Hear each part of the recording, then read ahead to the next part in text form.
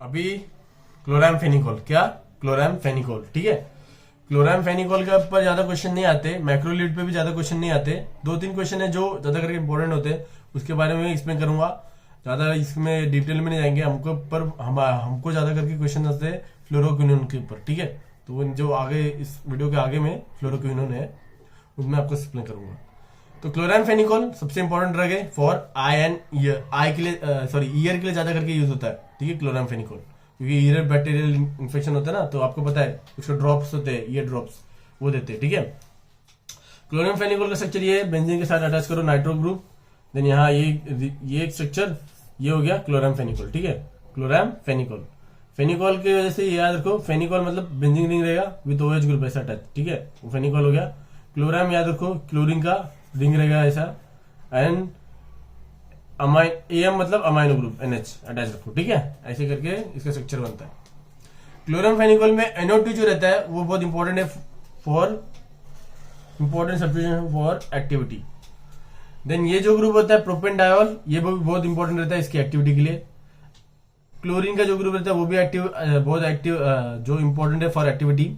It can be replace by electronegative group, मतलब बहुत सारे ग्रुप ऐड कर सकते हैं इलेक्ट्रोनेगेटिव वाले, उससे एक्टिविटी बढ़ेगी, ठीक है। देन इसका एमओए क्या है, ये 50S राइबोसोम सब यूनिट को बाइंड होता है और इनिबिट पेप्टिडिल ट्रांसफरेज एंजाइम, किसको, पेप्टिडिल ट्रांसफरेज को इनिबिट करता है क्लोरामफेनिकोल, ठीक है। ये दो ड्रग ये ड्रग का इतना ही इंपॉर्टेंस है। और सबसे इंपॉर्टेंट क्या है इसका, एडीआर में क्या है इसके, grey baby syndrome. Grey baby syndrome सबसे बड़ा इसका एडीआर है, जिसमें बेबी पूरा ग्रे कलर का हो जाता है, ठीक है, जब ज्यादा कंजम्पशन हो जाए क्लोरामफेनिकोल का, ठीक है, ये याद रखना। देन आता है मैक्रोलीड। मैक्रोलीड मतलब इसमें का बहुत बड़े बड़े स्ट्रक्चर्स है, बट इसका एसएआर थोड़े पॉइंट्स वाइज है, इसके लिए मैं तुमको एसएआर लिखवा रहा हूँ।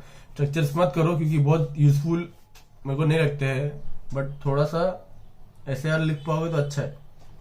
एसएआर में आता है lactone, ketone and amino sugar groups are important for its activity. Lactone, ketone, amino sugar group is important for its activity. Amino sugar must be bonded with glycosidic bond, glycosidic bond से bond होना चाहिए। Lactone ring containing 12, 14, 16 carbon, they are active, ठीक है। Then methyl amino group is important for its activity. Dimethyl amino group is important for its activity, इतना याद रखो। इसमें drugs आते हैं एजिथ्रोमाइसिन, एजिथ्रोमाइसिन एंड रॉक्सिथ्रोमाइसिन, ठीक है। एरिथ्रोमाइसिन, एजिथ्रोमाइसिन एंड रॉक्सिथ्रोमाइसिन, ये याद रखना है, तीन ड्रग अच्छे से याद रखो, ये एमओए है उनका।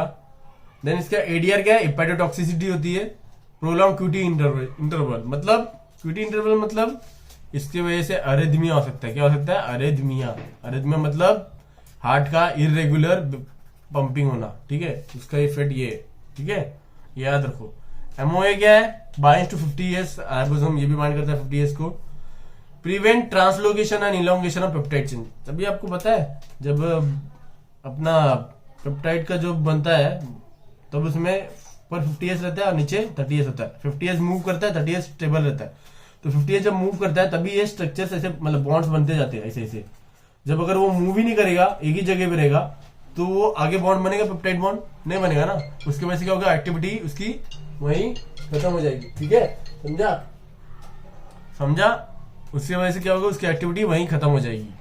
तो ये क्या करता है, 50S को बाइंड हो जाता है, उसका ट्रांसलोकेशन प्रिवेंट करता है, जो ए साइड से पी साइड पे होता है, active side to peptide side तक, ठीक है। तो ये है मैक्रोलीड। मैक्रोलीड में एग्जांपल्स क्या क्या है, एरिथ्रोमाइसिन, एजिथ्रोमाइसिन एंड रॉक्सिथ्रोमाइसिन, जो इंपॉर्टेंट है। एंड देन इसका एसएआर किया उन्होंने, लैक्टोन, कीटोन बहुत इंपॉर्टेंट है, अमाइनो शुगर भी इंपॉर्टेंट है विद ग्लाइकोसिडिक लिंकेज, 12, 13, 14 कार्बन वाले रिंग रहेंगे तो बहुत एक्टिव रहेंगे। Then dimethyl amino group is important for its activity. तो ये था क्लोरामफेनिकोल और मैक्रोलीड। अब हम देखेंगे फ्लोरोक्विनोन्स, ठीक है, फ्लोरोक्विनोन्स। अभी फ्लोरोक्विनोन्स में जो मेन स्ट्रक्चर होता है फ्लोरोक्विनोन का वो होता है ये, ठीक है। इसमें होता है एक बेंजीन रिंग अटैच रहता है, एक नाइट्रोजन कंटेनिंग रिंग रहता है, उसमें डबल बॉन्ड ओ रहता है, and COOH, then fluorine R2 R1, ठीक है, याद रखो ये R2 है, ये R1 है, ठीक है, समझे। अभी क्या होता है, अभी मैंने देखो एरो पे सब लिखा है चेंजेस क्या होता है, ज्यादा करके ये चेंजेस होते हैं, समझे, बट याद रखो। R1 पे अगर CH2H5 और R2 पे अगर मैंने ये रिंग अटैच कर दिया तो वो बन जाता है नॉरफ्लोक्सासिन। क्या बन जाता है, नॉरफ्लोक्सासिन, याद रखना, ठीक है। देन अगर अगर R1 पे मैंने चेंज किया, ये लगा दिया, क्या बोलते हैं, साइक्लो प्रोपाइल ग्रुप लगा दिया, और ये स्ट्रक्चर में सेम वही रखा, देन ये बन जाता है सिप्रोफ्लोक्सासिन। क्या बन जाता है, सिप्रोफ्लोक्सासिन। फिर देन अगर R1 पे मैंने वापस वही रखा एंड R2 पे थोड़ा चेंजेस कर दिया, CH3 अटैच कर दिया इसके नेक्स्ट पोजीशन पे, यहाँ CH3 अटैच कर दिया, तो ये बन जाता है लोमीफ्लोक्सासिन। क्या बन जाता है, लोमीफ्लोक्सासिन, जिसमें फ्लोरीन भी एक एक्स्ट्रा रहता है जो येलो लाइन से दिखाया मैंने, एंड एक ये ग्रुप अटैच रहता है। ठीक है, ये हो गया लोमीफ्लोक्सासिन। देन गैटिफ्लोक्सासिन, जिसमें सेम R1 क्या रहेगा, साइक्लोप्रोपाइल ग्रुप, R2 ग्रुप पे यही सेम, बट यहाँ क्या हो जाता है, यहाँ फ्लोरीन था, यहाँ हो जाता है OCH3, इसके लिए इसको बोलते हैं गैटिफ्लोक्सासिन। क्या बोलते हैं इसे, गैटिफ्लोक्सासिन।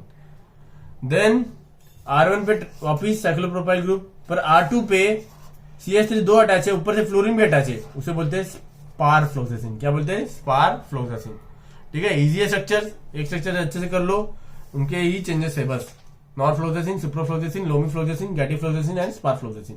क्या हुआ, R1 के ऊपर चेंजेस कर दिया, R1 में अगर CH2H5 रहेगा तो नॉरफ्लोक्सासिन है, R1 पे अगर ट्रायंगल रहेंगे तो ये सब आएंगे, पर R2 पे अगर ये रहा तो ये नॉरफ्लोक्सासिन हुआ, R2 पे अगर ये ग्रुप अटैच है वो भी सिप्रोफ्लोक्सासिन हो गया, बट R2 पे अगर ये CH3 अटैच कर दिया तो ये बन जाएगा लोमीफ्लोक्सासिन, उसके साथ फ्लोरीन भी रहेगा, देन उसके बाद CH3 अटैच रहेगा, फिर वो CH3 अटैच रहेगा, उसे बोलते हैं गैटिफ्लोक्सासिन, देन ये CH3 दो हो जाएंगे और फ्लोरीन रहेगा, उसे बोलते हैं स्पारफ्लोक्सासिन।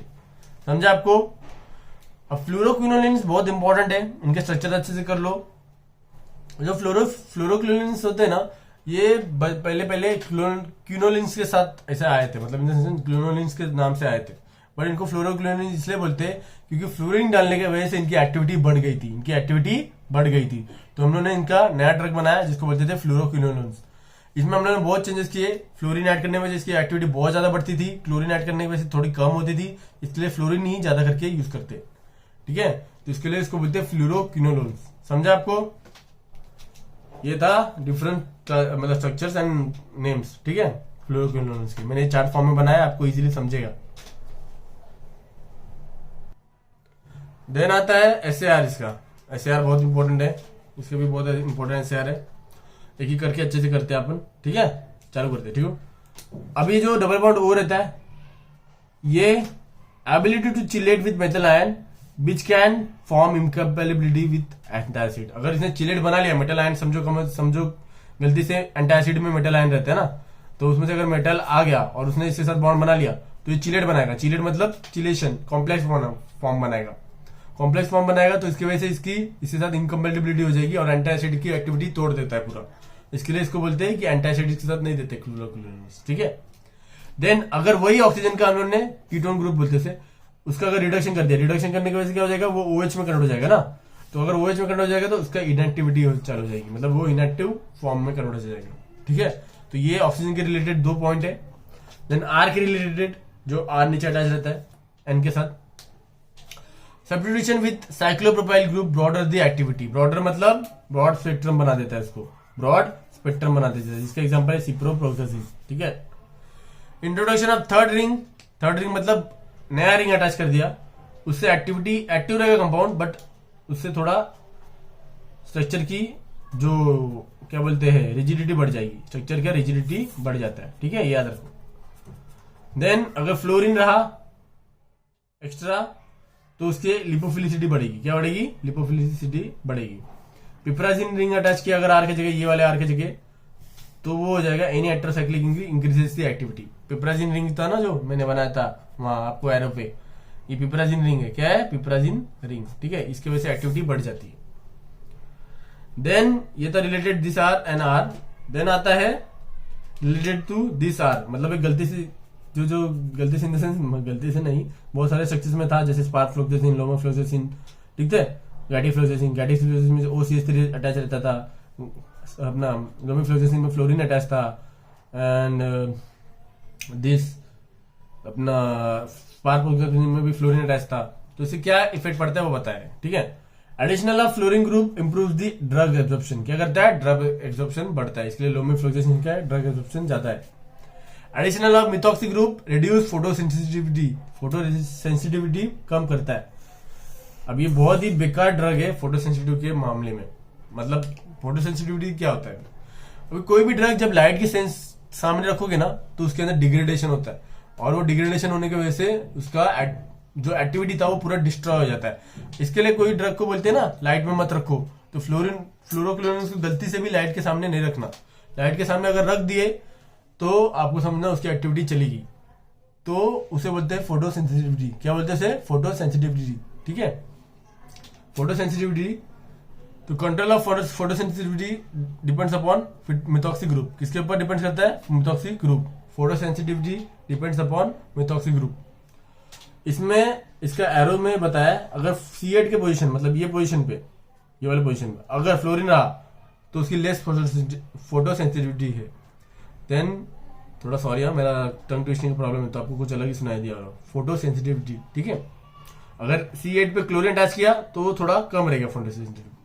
देन उसके बाद अगर नाइट्रोजन की जगह नाइट्रोजन अटैच कर दिया तो देन और थोड़ा कम रहेगा। अगर हाइड्रोजन रहेगा तो सबसे ज्यादा फोटो सेंसिटिव रहेगा वो, ठीक है, याद रखना। तो ये एरो से बताया है फोटो सेंसिटिविटी का मतलब कैसे इफेक्ट पड़ता है, ठीक है। तो ये था SAR मतलब सार ऑफ फ्लोरोक्विनोलोन्स। MOA क्या है इसका? It is inhibition of DNA gyrase and topoisomerase 2 का। ये इनिबिशन करता है DNA गायरेस एंड टोपोआइसोमेरेस का, जिसकी वजह से अनवाइंडिंग ऑफ DNA नहीं होता। क्या होता? नहीं, अनवाइंडिंग ऑफ DNA नहीं होता है। तो अनवाइंडिंग नहीं हो पाएगा तो उससे क्या होता है? DNA उस फॉर्म में अटक के रहता है, उसे बोलते हैं उसकी वजह से उसकी एक्टिविटी नहीं हो पाएगी। DNA की एक्टिविटी क्यों नहीं हो पाएगी? जब अगर वो रेप्लिकेट ही नहीं होगा तो वो RNA में कन्वर्ट नहीं होगा, RNA में कन्वर्ट नहीं होगा तो प्रोटीन नहीं बनेगा सिंपली। इसके लिए उसको उस फॉर्म में ही ये फ्लोरोक्विनोलोन दबोच लेता है। Then ADR hepatotoxicity and arrhythmia, ठीक है, ये दो इंपॉर्टेंट ADR है। तो ये था अपना फ्लोरोक्विनोलोन्स। आपको कुछ डाउट रहेगा तो बिंदास पूछो। यहाँ था हमारा फ्लोरोक्विनोलोन्स खत्म होता है, और अच्छे से ये हमारा पहला पार्ट जो एंटी इन्फेक्टिव पार्ट है ना वो पूरा खत्म हो गया। तो कुछ भी डाउट रहेगा तो बिंदास पूछो, इतना काफी है एग्जाम रिलेटेड। अगर कुछ भी डाउट आएगा तो बिंदास पूछो, ठीक है। All the best. वीडियो यहाँ एंड करते हैं, आपको नोट्स मिल जाएगा और वीडियो भी मिल जाएगा, और मेरे को अच्छे से पढ़ो, मैं एग्जाम कभी भी ले सकता हूँ, ठीक है। All the best.